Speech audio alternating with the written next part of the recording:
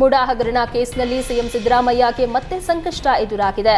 ಹಗರಣದ ತನಿಖೆಯನ್ನ ಸಿಬಿಐಗೆ ವಹಿಸುವಂತೆ ಹೈಕೋರ್ಟ್ ವಿಭಾಗೀಯ ಪೀಠಕ್ಕೆ ದೂರುದಾರ ಸ್ನೇಹಮಯಿ ಕೃಷ್ಣ ಅರ್ಜಿಯನ್ನ ಸಲ್ಲಿಸಿದ್ದಾರೆ.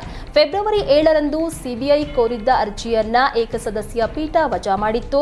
ಇತ್ತ ಲೋಕಾಯುಕ್ತ ಕೂಡ ಬಿ ರಿಪೋರ್ಟ್ ಸಲ್ಲಿಕೆ ಮಾಡಿ ಸಿದ್ದರಾಮಯ್ಯಗೆ ಕ್ಲೀನ್ ಚೀಟ್ ಕೊಟ್ಟಿತ್ತು.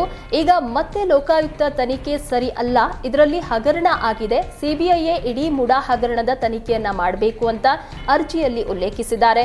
ಇನ್ನು ಹಗರಣದ ಎಲ್ಲ ಸಾಕ್ಷ್ಯವನ್ನ ಕೋರ್ಟ್ಗೆ ಸಲ್ಲಿಕೆ ಮಾಡ್ತೀನಿ, ತಪ್ಪಿತಸ್ಥರಿಗೆ ಶಿಕ್ಷೆ ಆಗುವವರೆಗೂ ಬಿಡಲ್ಲ ಅಂತ ಶಪಥ ಮಾಡಿದ್ರು.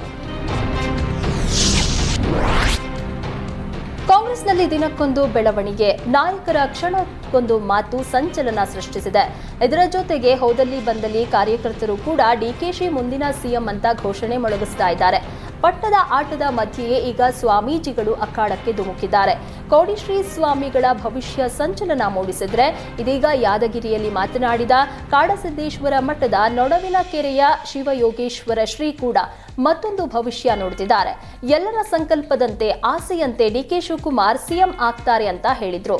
ಕುಂಭಮೇಳಕ್ಕೆ ಹೋಗಿ ಪವಿತ್ರ ಗಂಗಾ ಸ್ನಾನ ಮಾಡಿದ್ದೇವೆ, ಅಲ್ಲೂ ಕೂಡ ಸಿಎಂ ಆಗ್ಲಿ ಅಂತ ಸಂಕಲ್ಪ ಮಾಡಿದ್ದೇವೆ ಎಂದು ಸ್ಫೋಟಕವಾಗಿ ಬಾಂಬ್ ಸಿಡಿಸಿದ್ದಾರೆ. ಚಿಕ್ಕಮಗಳೂರಿನಲ್ಲಿ ನಲ್ಲೂರು ಮಠ ವರ್ಸಸ್ ಜಾಮಿಯಾ ಮಸೀದಿ ಜಾಗ ವಿವಾದ ಮತ್ತೆ ತಾರಕಕ್ಕೇರಿದೆ. ವಿವಾದ ಜಾಗದಲ್ಲಿದ್ದ ಹೋಟೆಲ್ ಅಂಗಡಿ ತೆರವು ಮಾಡಲು ಜಾಮಿಯಾ ಮಸೀದಿ ಕಮಿಟಿ ಮುಂದಾಗಿದೆ. ಹೀಗಾಗಿ ನಲ್ಲೂರು ಮಠದ ವಂಶಸ್ಥರು ಹೋಟೆಲ್ ಮಾಲೀಕರು ಬಸವನಹಳ್ಳಿ ಪೊಲೀಸ್ ಠಾಣೆಯಲ್ಲಿ ದೂರನ್ನ ದಾಖಲಿಸಿದ್ದಾರೆ.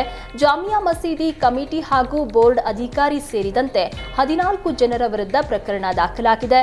ಮನೆ ತೆರವು, ತಮ್ಮ ಆಸ್ತಿಗೆ ಅಕ್ರಮವಾಗಿ ಪ್ರವೇಶ, ಆಸ್ತಿ ಹಾನಿ ಎಂದು ನಲ್ಲೂರು ಮಠದವರು ದೂರನ್ನ ನೀಡಿದ್ದಾರೆ. ಮಾರ್ಚ್ 10ರವರೆಗೂ ಬಡಮಕಾನ್ ದರ್ಗಾ ಹೊರತುಪಡಿಸಿ ಉಳಿದೆಲ್ಲವಕ್ಕೂ ಸಾರ್ವಜನಿಕರಿಗೆ ನಿರ್ಬಂಧ ಹಾಕಿದ್ದು, ಕೋಮು ಗಲಭೆಯಾಗೋ ಹಿನ್ನೆಲೆಯಲ್ಲಿ ನಿಷೇಧಾಜ್ಞೆ ಜಾರಿ ಮಾಡಲಾಗಿದೆ. ಅಂಗನವಾಡಿ ಕಾರ್ಯಕರ್ತೆಯರು ಸರ್ಕಾರದ ವಿರುದ್ಧ ಪ್ರೊಟೆಸ್ಟ್ ಮಾಡ್ತಾ ಇದ್ದಾರೆ. ಬಜೆಟ್ನಲ್ಲಿ ನಮ್ಮ ಬೇಡಿಕೆ ಈಡೇರಿಸಬೇಕು ಅಂತ ಆಗ್ರಹಿಸಿ ಫ್ರೀಡಂ ಪಾರ್ಕ್ನಲ್ಲಿ ಧರಣಿಯನ್ನ ಮಾಡ್ತಿದ್ದಾರೆ. ಅಂಗನವಾಡಿ ನೌಕರರಿಗೆ 15,000, ಸಹಾಯಕರಿಗೆ 10,000 ಸಂಬಳ ನಿಗದಿ ಮಾಡಬೇಕು, ಕೊಟ್ಟ ಮಾತಿನಂತೆ ಕಾಂಗ್ರೆಸ್ ಸರ್ಕಾರ ನಡೆದುಕೊಳ್ಳಬೇಕು ಅಂತ ಒತ್ತಾಯಿಸಿದ್ರು. ಇನ್ನು ಸಂಬಳ ಜಾಸ್ತಿ ಮಾಡದೇ ಇದ್ರೆ ಅಂಗನವಾಡಿ ಕೇಂದ್ರಗಳ ಬಂದ್ ಮಾಡಲಿದ್ದೇವೆ ಅಂತ ಎಚ್ಚರಿಕೆ ಕೊಟ್ಟಿದ್ದಾರೆ.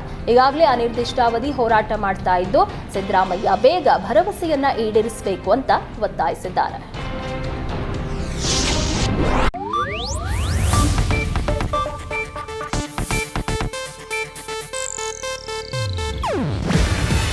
ಇದು ಏಷ್ಯಾನೆಟ್ ನ್ಯೂಸ್ ನೆಟ್ವರ್ಕ್ ಪ್ರಸ್ತುತಿ. ನೀವು ನೋಡ್ತಿದ್ದೀರಾ ಏಷ್ಯಾನೆಟ್ ಸುವರ್ಣ ನ್ಯೂಸ್.